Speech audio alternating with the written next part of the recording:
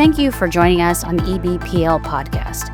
Sensitive topics are covered in this episode. Good evening, everyone, and welcome. My name is Shilpi Mahajan, and I'll be moderating tonight's conversation.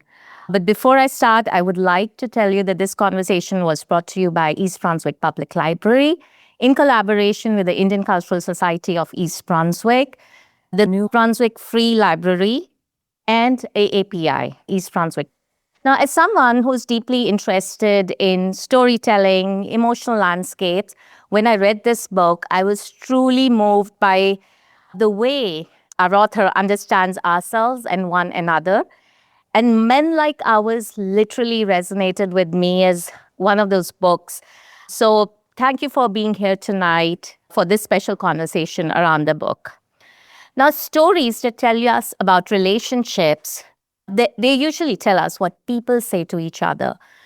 But Bindu's book is like those compelling stories that tell us what is unsaid. The silences, the inheritances, the expectations, and the emotional histories that we carry to our families, to our children, and like a part of our identity, especially as South Asians. Welcome to this conversation, Bindu. Thank you. A little about Bindu. Bindu is a senior writer at New York magazine's The Cut, and her work has appeared in the New York Times, the Paris Review, Electric Literature, and more. Her 2025 New York Magazine article, The Nanny Squatter, is currently being adapted into an Apple TV series starring Julia Louis-Dreyfus and Cecily Strong. She grew up here in Central Jersey, so she is from the area and now lives in Jersey City. Tonight is exciting because Men Like Ours is her first novel. Amazing, right? We should just clap for her. And the kind of emotional intelligence and nuanced exploration of the relationships, identity, and emotional inheritance, it's absolutely mind-blowing. So we'll begin the evening with a 10-minute reading from the novel. And after that, we'll have the questions with Bindu, followed with the question and answers with the audience. Over to you. Thank you, Shilpi, and thank you guys all for coming into the East Brunswick Public Library. I'm going to read from a section of the book called Death by QVC. 5 months into her new life in Queens, Anita had lost 13 pounds. Her long hair broke when she brushed it with Ashok's fine-tooth comb. She took the scissors he used to trim his nose hairs and hacked it to shoulder length. Her bobbed reflection stared at her in the mirror, haggard and gaunt. At dinner, Anita watched Ashok chew lentils and rice with his mouth open. Her portion congealed in the center of her plate. Red pickle oil bled into the rice. Anita, please eat. I had a life before you, you know. I was the top of my class. Men appreciated me. Handsome men. Okay, so you've said. Women too. Okay, what happened to your hair? I'm depressed. Don't you notice how small I've become? Ashok glanced at her untouched food. Yes, you've been wasting food. So frugal you are. Lentils again. Real men spend. Ashok blew his nose into his dinner napkin. Kill me off, he suggested. What else do you want? I want to work. I want to hang myself. Then work. I've never said not to. I'll help you do the paperwork. You mail-ordered a younger girl. You say it wasn't your choice, but you didn't say no. Lucky man you are, but you don't appreciate. Emboldened by his silence, Anita pressed on, happy to set the hat of her rage on a man as gentle as Ashok, who carried it inanimately as an actual coat rack. I cried when my mother said I'd marry you. At least you'd have a house, she said. I thought a middle-aged man would be established. I come here and it's smaller than the place I left. She yanked at the Mangalsutra fastened around her neck. I'm suffocating. This country is death by QVC. I didn't bring you to suffocate. I didn't bring you at all. You came on your own. It was your choice. I said no. My choice isn't mine. Listen to yourself. Are you not an adult? You speak like a victim, but what is my crime? Heartless man you are. Ashok studied his plate. His chair squeaked on the linoleum floor.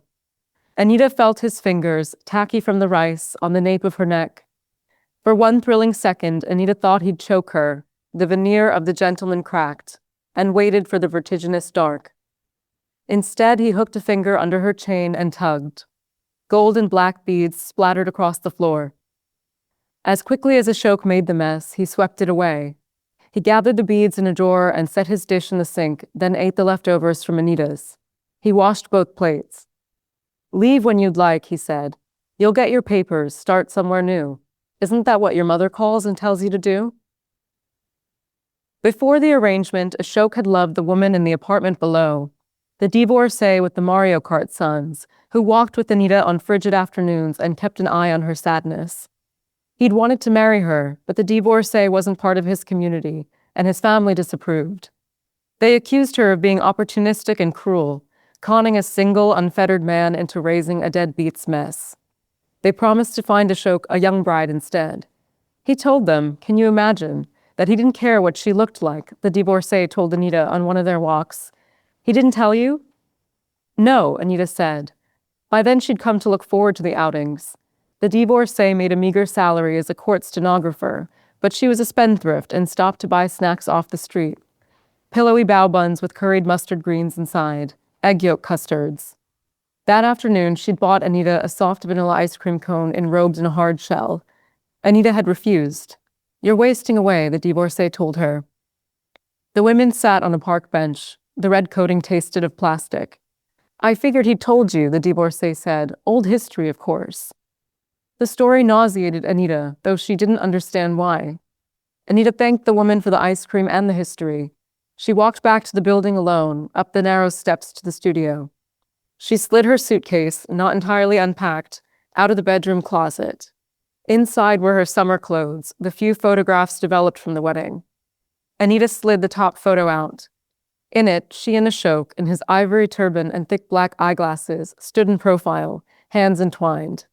Anita's eyes were averted, her gaze fixed at a private spot of carpet, her dour expression at odds with the cartoonishly bright rouge on her cheekbones. Her uncle threw rice in the background. That night, Ashok reclined in his undershirt and flipped through a lab report. The TGIF lineup played on the television. "You never told me you were with that woman," Anita accused. "I went walking with her today," she confirmed. He turned a page. "Okay, what's the issue? Why be sentimental? You made it clear you have a history too." Anita rummaged for the pack of cigarettes and lighter she'd found in the suitcase, the gift her father had packed her, and lit one. Ashok pinched his nose. "I didn't know you smoked." "You know nothing about me." "Okay, you know nothing about me either. You never ask. Men are not very interesting." Maybe Ashok was right, and Anita had become sentimental. Ashok rented the studio, owned their shit furniture, had a bank account. Having nothing, she wanted to at least possess him. "Sorry, I'm your last resort." "This is not some island, Anita. People are not resorts. This city is an island. Look at a map." "Who told you to expect paradise?" He closed his lab report. "I'm going to bed," he announced. Anita watched an episode of Boy Meets World, then joined Ashok in bed. He turned to his side. He hated the smell of cigarettes. The women in his family didn't smoke, nor did the divorcee. The stench could be Anita's alone. He would be reminded of her, with revulsion, when he passed a smoker on the curb, or when she pressed against him, the way she did now, unbuttoning her nightgown, guiding his hands underneath. "Please," she murmured, almost like an apology. In spring, Anita got her work visa. She bought a Metro card with her weekly allowance, rode the subway to a library in Flushing, and applied for software engineering jobs on a chunky monitor. Application after application, she was turned down. The degree she'd worked tirelessly for didn't translate here. She could go to school again and redo it, an HR rep suggested, but that would take years and tuition to complete. She fell back into her depression and spent her allowances on cigarettes. "I'm getting a divorce," Anita declared, ironing a burn hole into one of Ashok's white shirts. "As soon as I get a job, I'm gone." Of course, Ashok sipped his coffee. Skillfully, he'd learned to drift away from Anita's rage. He cooked for himself at nights, and for the friends who visited him on weekends, as Anita smoked in the bathroom and played a Choli Ke Piche cassette on repeat. After the guests left, Ashok cleaned up and took his dinner on the corner of the kitchen floor, as he had done in his mother's house, where there were so many loved ones around, and only so many spaces at the table. "I should get you a damn banana leaf," Anita prodded. "Eat, villager." "You keep saying you're divorcing me," Ashok said. "I'm learning to eat alone." Anita missed 2 periods. That she could be carrying didn't occur to her. How could she make another person when there was so little of herself left? Then the smells, undeniable. She couldn't brew coffee without covering her nose. The meat stench from the diner across the street, once tempting, now landed her in front of the toilet, combing bile out of her hair. One Monday morning, after Ashok left for work, Anita walked to a corner pharmacy, then a bodega. Back at the studio, she downed her chips and waited. 2 pink lines appeared on the test. Anita took a hand mirror from the medicine cabinet and retired to the bed. She sat with her knees apart and spread herself open before the mirror, as if this way she could see it herself, the horror of a child sticking. What horrified Anita delighted Ashok, who looked at his wife with elation. He insisted she eat her meals and brought her strawberry protein shakes for extra calories. He took out a mortgage on a house in New Jersey. He didn't want city children. Public schooling was a lottery system, skewed, as everything was, in favor of the rich. Now Anita could have her house, and Ashok could still ride to the city by train. New Jersey is dinky, Anita protested. The prospect sounded better than 2 people and an infant in one room, but she had no energy to uproot herself again. It's a good neighborhood, Willow Road, Ashok said. There's a good family next door, the Dikshits. I spoke to them. They have a daughter, a 3-year-old, who goes to the public school. It's blue ribbon, they said. That's false marketing. They lost that ribbon in the 70s. You live in that house alone with a good family, keep the child, take it grocery shopping. Ashok smiled. Anita's reactionary bitterness now amused him. The day of the first scan, he took off from work for the first time in Anita's memory. Before the appointment, he brought her to the diner for the lunch buffet, $13 no longer a problem. Ashok ate 3 bowls of kheer. Anita nibbled a tomato slice and a drumstick. The Sharmas boarded a crowded 7 train to the doctor's office in Manhattan. Anita had no visible bump, so no good Samaritan stood and offered her their seat. Ashok clutched the subway pole with one hand. With the other, he steadied Anita, who refused to touch the dirty steel. The subway doors hissed. A woman with a coif of white hair and a Ralph Lauren mink coat squeezed in behind Anita. A Pomeranian stuck its head out of the woman's leather handbag and panted, the tip of its pink tongue visible. Anita didn't notice herself reaching for the animal until the owner scolded her. You know, miss, you should really ask. The woman glared at Ashok. Sir, please tell your daughter to ask. And then one more section, Leila. 3 months after the Sharmas moved to Willow Road, Anita gave birth to a girl. She called her Leila, an easy name. We would have set up a puja, had her kick over rice when she came from the hospital, Karina Dikshit said, but we didn't know her. Not to mention she was rude, turned down any invitation she got. Ruder than the white couple from before, Devika agreed. Your own kind is always the worst kind, no? House 24 grew unrecognizable after Anita gave birth. Weeds overtook the lot. The squash blossoms died, and the once pruned garden resembled thrush inside a sick child's mouth. Ashok planted his own seeds, wilting mint and anemic nightshades. Postpartum depression struck Anita with vigor. Birth thickened her nose and frame. Her hair grew matted from lack of care. So she cut it shorter, up to her ears. She emerged from the house once a day to stroll Leila around the block for her personal step count. The women spied her stretch-marked skin hanging in pouches over her jeans. She sent them to me to add elastic, then took them back midway, told me she could do a better job herself, Jyoti said. Anita didn't send her mother her updated phone number or Willow Road address. Just before the move, Anita had called her to share the information. Since her pregnancy, she'd begun to pick up more Sunday calls. That time, her mother's fridge broke. Anita offered to send her a check to repair it. Don't take your husband's money, Anita's mother said. She broke into a fit of coughs worse than her standard ones. Your uncle will help. Don't take anything from that ogre. Are you sick? Yes, from wasting my lungs on you. Anita hung up, fuming. Somehow her mother found the Jersey landline anyway. The Sharmas received regular scratchy messages on the automated machine, punctuated by coughing fits. Sunday mornings, while Ashok tended to the prayer cabinet, Anita sat the baby on her lap.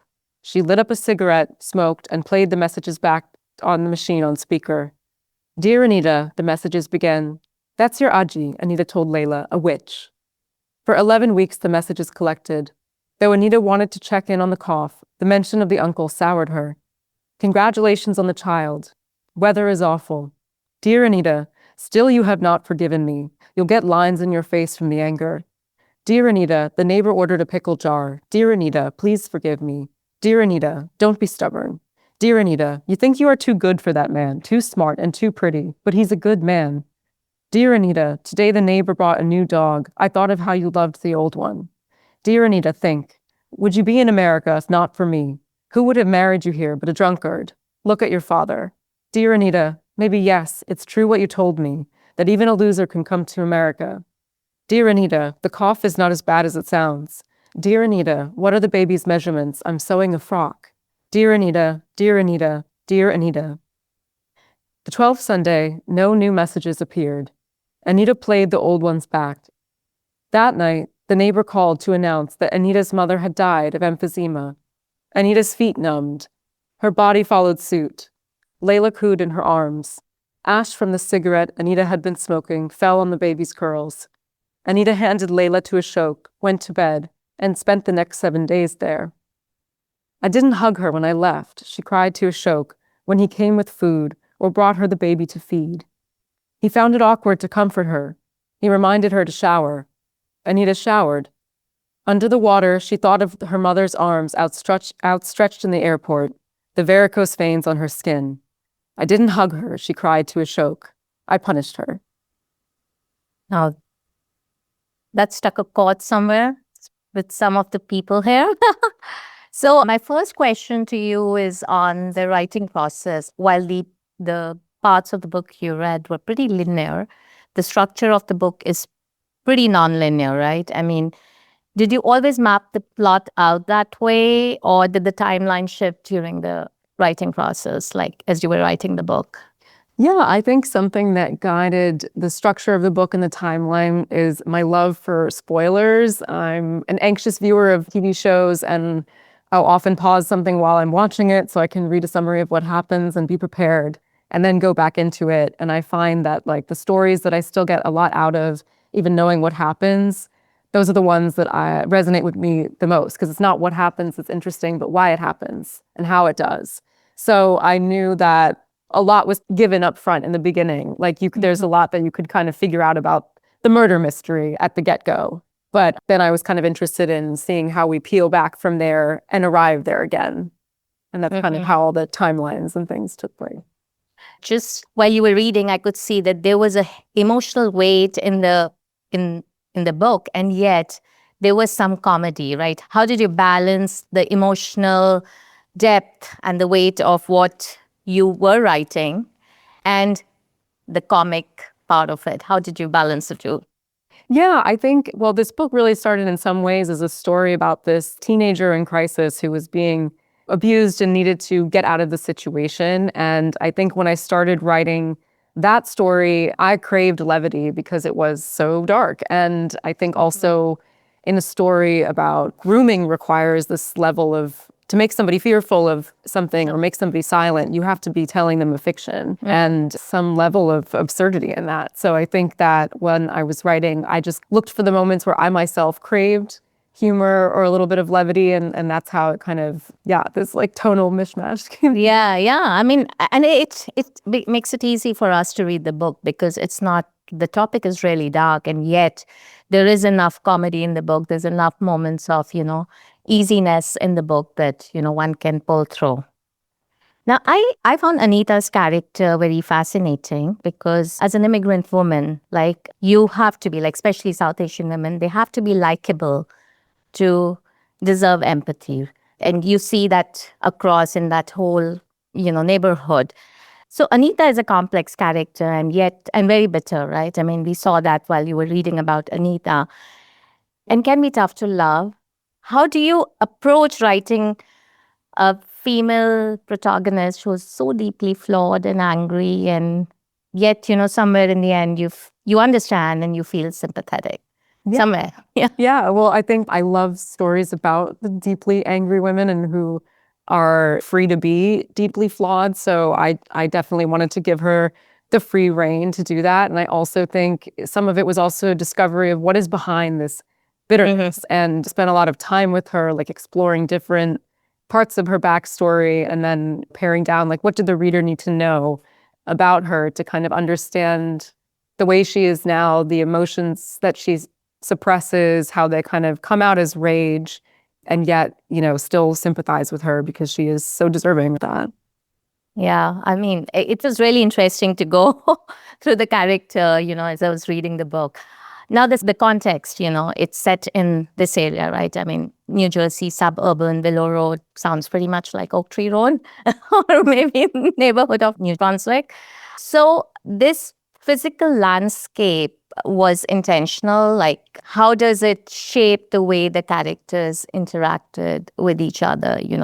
Setting the book in New Jersey, especially, I felt it. And each person, once they read the book, is free to feel what they feel. But I felt like this was a very, South Asian dominated neighborhood. So, yeah. Yeah. I mean, I kind of think the women in the book see themselves in this like social liminal space. And in some ways, I even think of, growing up in New Jersey, growing up in Central Jersey. Sometimes people don't even think Central Jersey is a real region. It's like the liminal space between the North and South. And you can have all these little pockets and enclaves and things like that. And I was also interested in the way that, Oak Tree Road has a huge presence in the South Asian community, but now it's really blossomed outwards into the Brunswicks and everything. So I was kind of interested in those like peripheral spaces to it. Though this is its own little fictional play. Yeah. The next question I had was about the character Matthew was found dead, murdered in a BMW. And again, I was really putting on my immigrant hat there. In immigrant cultures, a BMW is the sign of success. It's a sign of we have arrived kind of a thing. Was it an intentional move to have the character in a BMW? Is there an intention behind that? Yeah, I mean, I think that one thing I wanted to explore was even how class plays out here. And Matthew is like this friend to all the women in this neighborhood, but he actually lives, upstate in New York and considers himself more assimilated than anybody around him. And also part of that is flaunting his wealth. So if he's wearing a label, I'll mention it, or he's in his BMW, and it's like a power that he carries, and the BMW announces that every time he rolls up into the block. The next question is about the good immigrant myth and follows from Matthew's character again, right? Matthew hides behind his respectability, his car, his being a helpful family friend. He knows all the women in the neighborhood. And do you think this pressure of maintaining this successful, perfect immigrant, especially in the diaspora, it allows men like Matthew hide their predatory behavior? Yeah, I think so. And I think it's not even, it's true of men in any community who have this veneer of respectability, but might not be so respectable behind that, might have wealth to cushion them. I think for him, it's class is a major factor in what is protecting him, but also in terms of him befriending a fellow neighborhood of immigrants, you want to prop each other up in a way. You don't want to, So the fact that, people want to believe the best in each other sometimes, even though there's also characters who definitely don't believe the best in each other here, kind of affords him this protection of loyalty. Let's come to Anita's character, and you read about her, and she's obviously very lonely, and she's bitter, and she has this deep isolation after moving from India to New Jersey.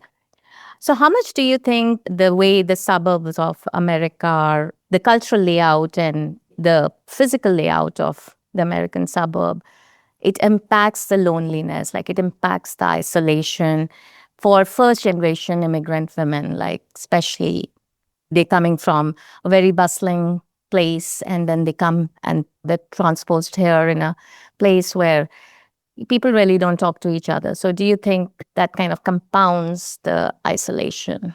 Yes, definitely. I mean, the fact that even the loneliness of a suburb where you have to drive around to get anywhere, the kind of sameness of a suburb, the same neighborhood can repeat in so many places in this state, across the country.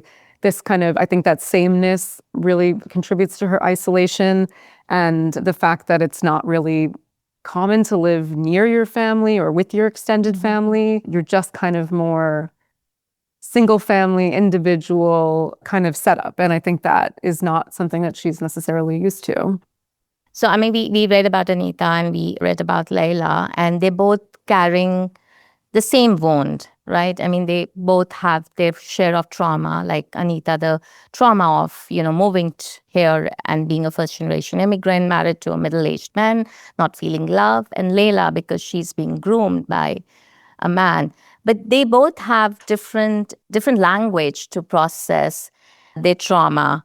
So how did you navigate this landscape, this mother-daughter dynamic where it's totally different way to navigate their inner world?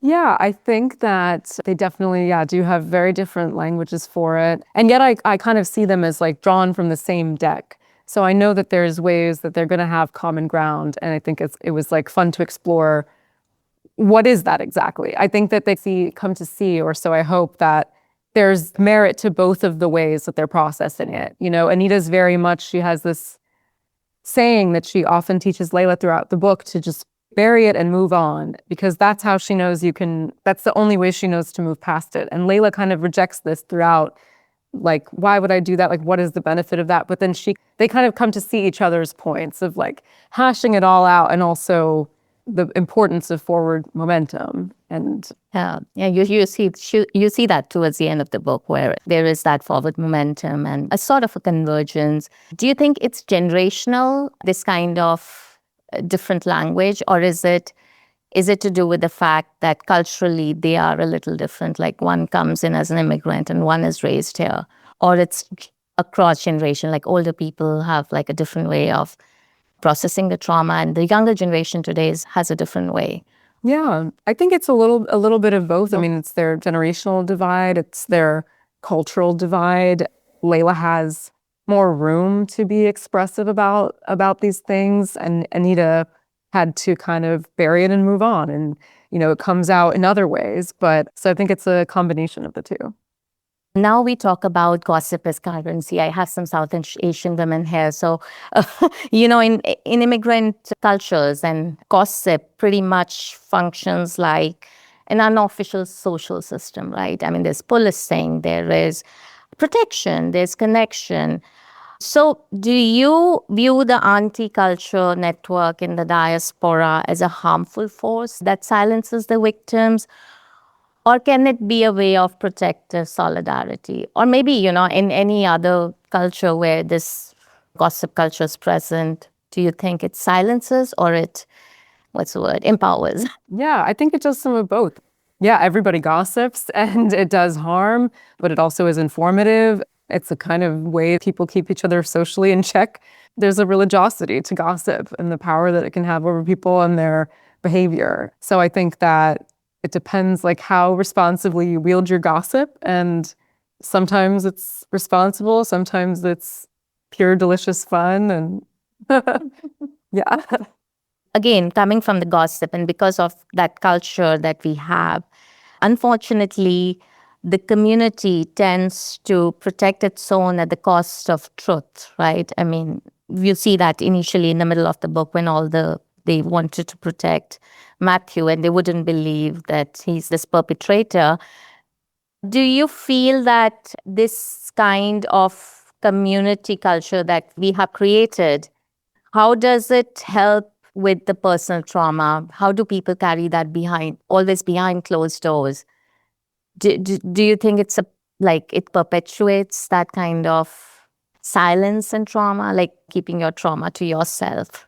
In the sense that like what people think of you? Yeah, exactly. Yeah, I mean, I think you might feel, and this is true of any, like you're putting on this like public performance at times, and I think that's definitely removed from who you are behind closed doors and the self-interest that you have behind closed doors. So I think sometimes if there's like a real dissonance between how you want to be seen and then who you are in private, like in private is the only place to express all the extreme emotions that maybe elsewhere you're hiding, policing within yourself, but then you go home and it all comes out.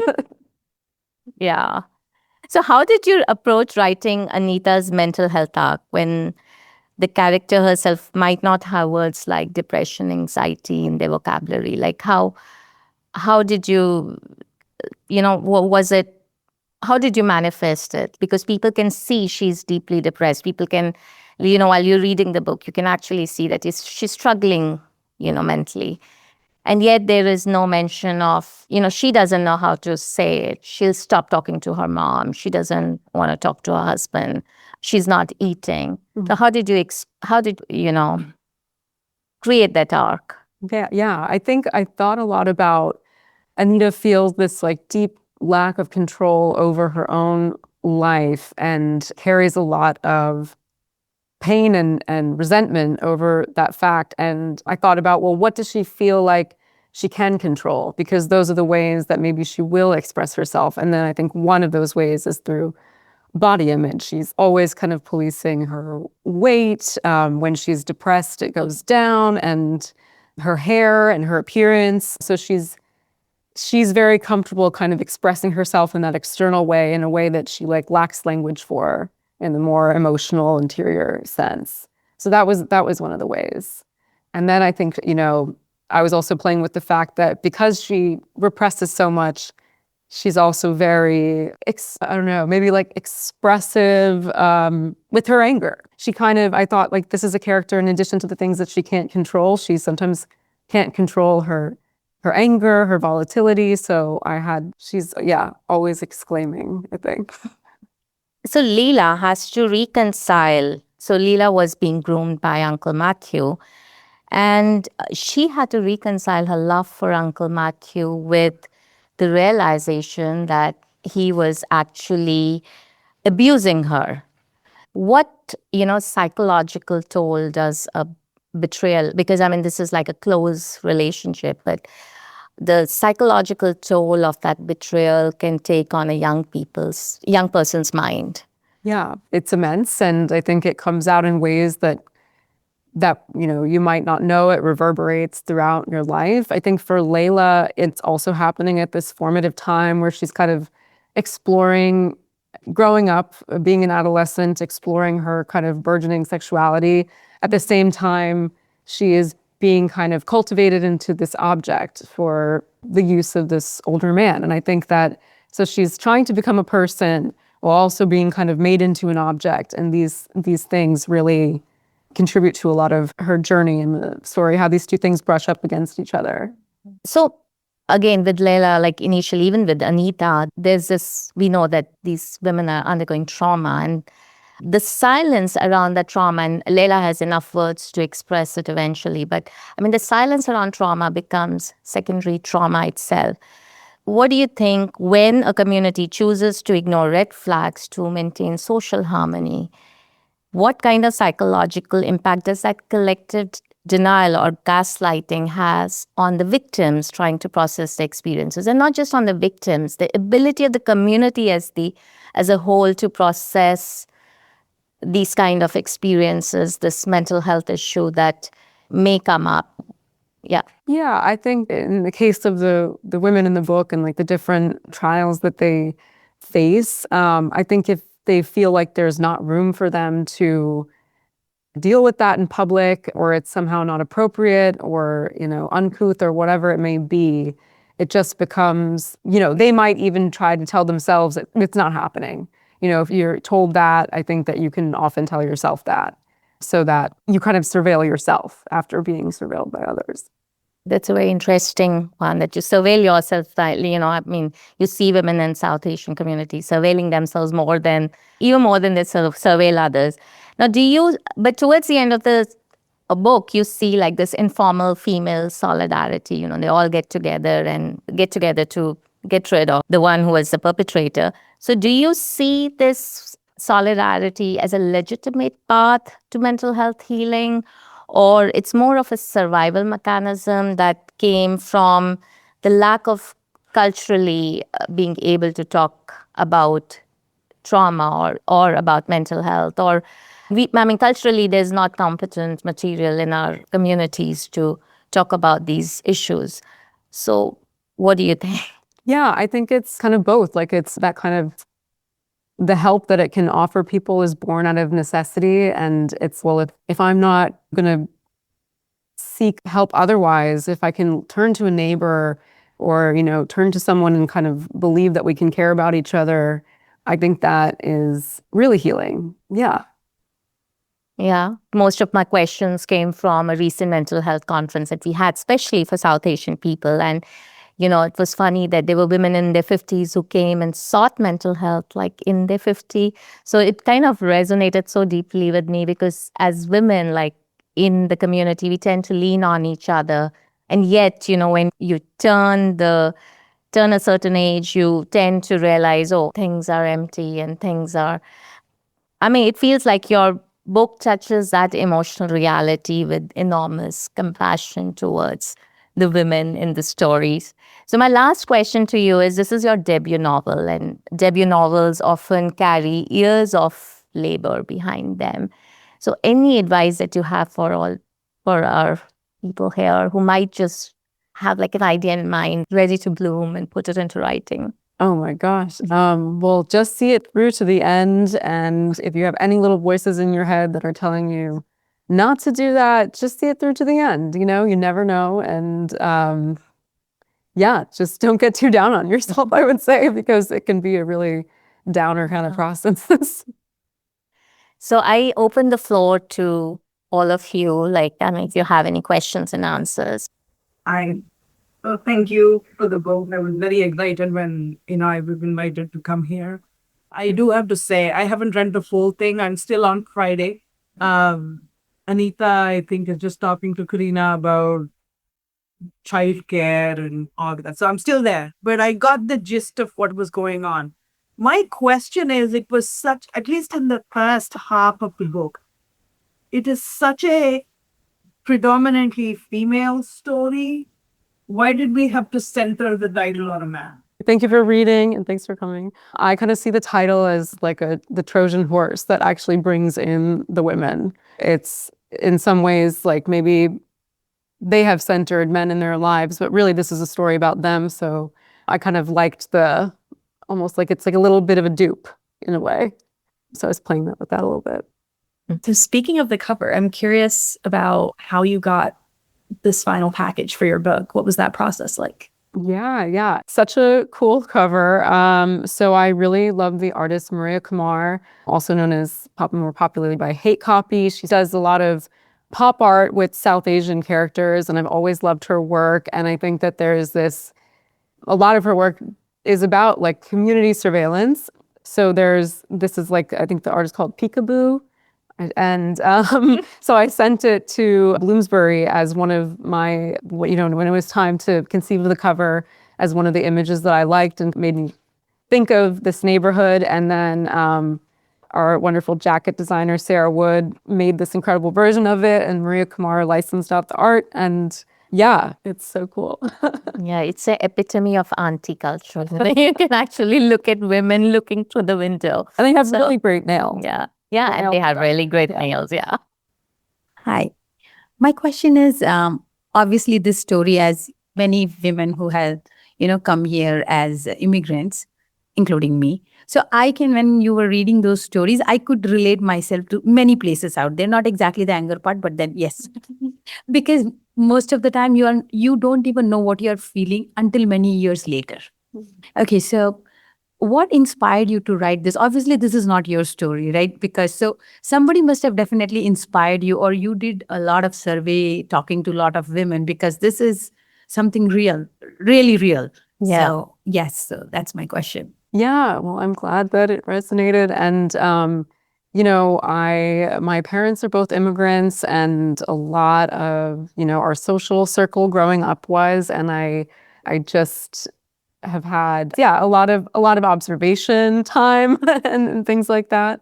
But I just kind of really, this character of Anita, kind of understanding that I, as like a child of immigrants, can't understand the loneliness that she carries and the life that she has lived. And understanding that, I just spent a lot of time with this character, seeing how far I really wanted to understand her as much as I could, with also the understanding that there would always be a remove between us, the way that there is between Anita and Leila. Thank you. Any more questions? Thank you, Shilpi, for this wonderful conversation. And thank you guys all so much for coming out and for supporting this book. It's a dark, weird, funny book, and I love New Jersey. That's why I moved back here. I think so. If you're reading it, thank you. If you haven't picked it up and you're going to read it, thank you. Just thank you so much. Yeah, thank you to all of you, and especially to East Brunswick Public Library for, letting us have conversations like these. I personally want to end it with a note that this was real in many ways. Like, this was a story of every single immigrant community, and I'm sure a lot of South Asian women will resonate with it. So thank you so much for giving voice to our, emotions with compassion and reality. Yeah, thank you so much.